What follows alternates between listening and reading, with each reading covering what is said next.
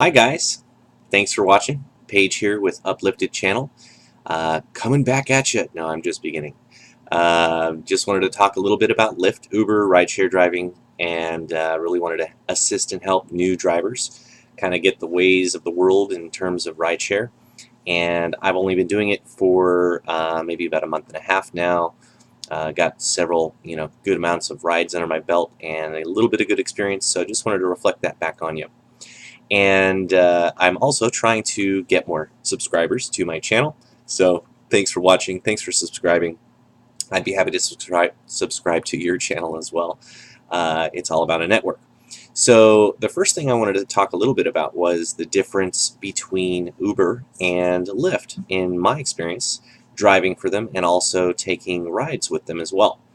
First, I'll talk a little bit about Uber, and they're the big guy on campus. They are the largest rideshare company in the world. They are worldwide, versus Lyft is based here only in the United States.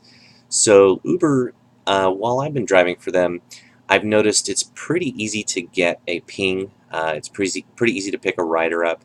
There's many out there.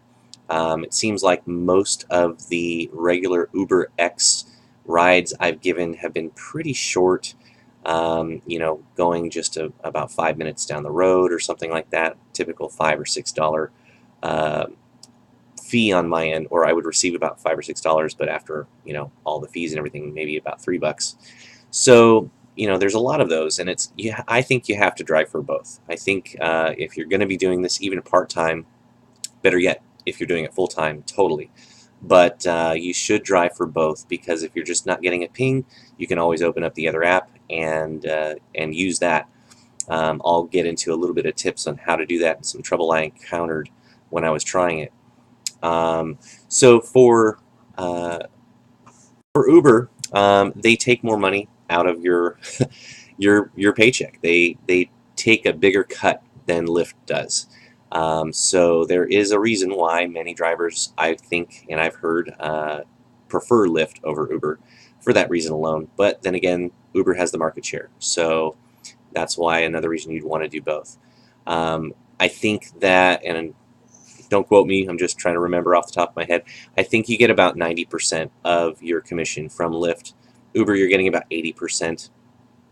So you can get the same amount of money, you just have to do more rides with Uber than you do with Lyft. But then again, there are more riders with Uber than there is Lyft. And I also drive for Uber Select. I have a 2011 BMW that qualifies for Uber Select, which is great. And I think some areas it might be called Uber Plus. I'm not too sure, but I get a significant amount more when I'm taking those rides. So through some painstaking methods, I've been able to set up my Uber car in my app to select only select rides and not get any of the cheaper regular Uber X rides. I've got a funny story about that. Hopefully I remember to tell you. Anyway, so yeah, they take more out, but Uber's still a great company. I think they've got good vision. They're probably growing a little big very quickly if I were running it, but that's their ambition. Now, I'd like to discuss tips. That plays into your pay quite a lot. Uber does not recommend tips. They actually discourage drivers from accepting them. They really want you to, make sure people know that it's not required to tip.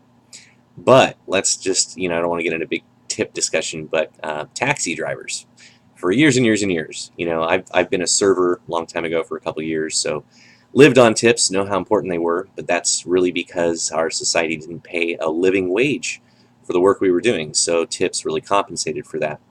And in my view, tips are for going above and beyond the call of duty, or doing something a little bit extra for your customer.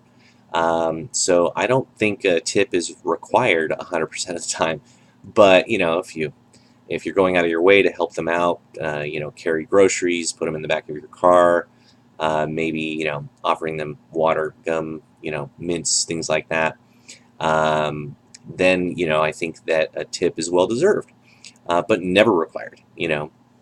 But yeah, Uber, they want you to tell people no, it's okay, and at the last minute, okay, fine, I can accept a tip.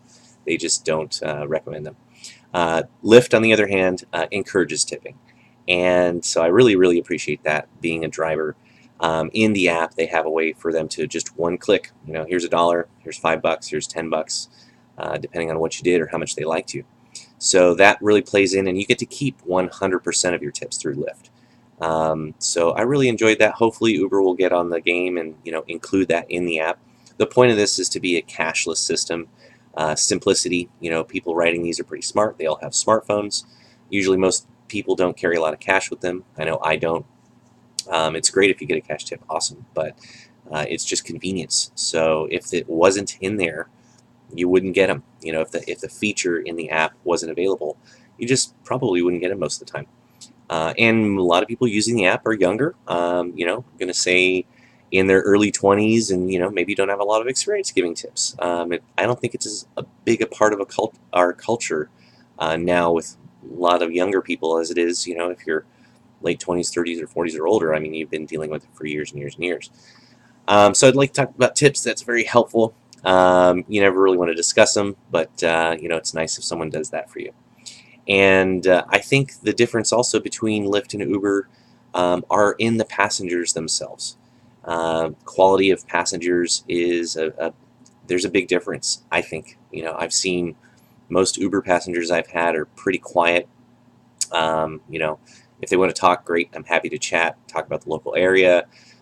Other than just, hey, the weather's beautiful, but that's usually how you start a conversation with a stranger. So talking to them is fun. I love talking. I'm a chatty person. And with Lyft, I just think the conversations are a little more natural and a little more fun, better atmosphere. I think they're happier people in general. But then again, it's catering to a niche group of folks that prefer that service and prefer great service over, a personal driver. So Uber's, motto is have a personal driver, and that's great. But Lyft's is drive with a friend. They encourage Lyft passengers to hop in the front seat as opposed to always in the back seat. They encourage them to play their own music, and in the app, it's kind of neat. They actually have, my computer's like freaking out. They actually have, an ability to connect through Facebook to your passengers to see if you have any friends in common. And I think that's a great feature too. And I know a lot of people haven't encountered that yet. I've actually picked someone up, I know, but I haven't encountered the Facebook connection thing. So I think that was a cool feature that they did. And there's a community of drivers for Lyft. It seems like the company does a little bit more to engage their drivers and let them know that they support them, and they put on a lot of little events. Again, I haven't been driving that long, so I haven't gone to any of these, but I'm kind of excited to do that at some point. And it's a referral network, so it's good to get together with other drivers, discuss, and have a little community. Which is the reason I wanted to make this channel, and I also set up a Twitter channel, which is Uplyfted channel at Twitter, so it's at Uplyfted channel, spelled like Lyft, L-Y-F-T, and hence the little, where's my finger, funny looking logo right there. Anyway, it's kind of cheesy, but I liked it.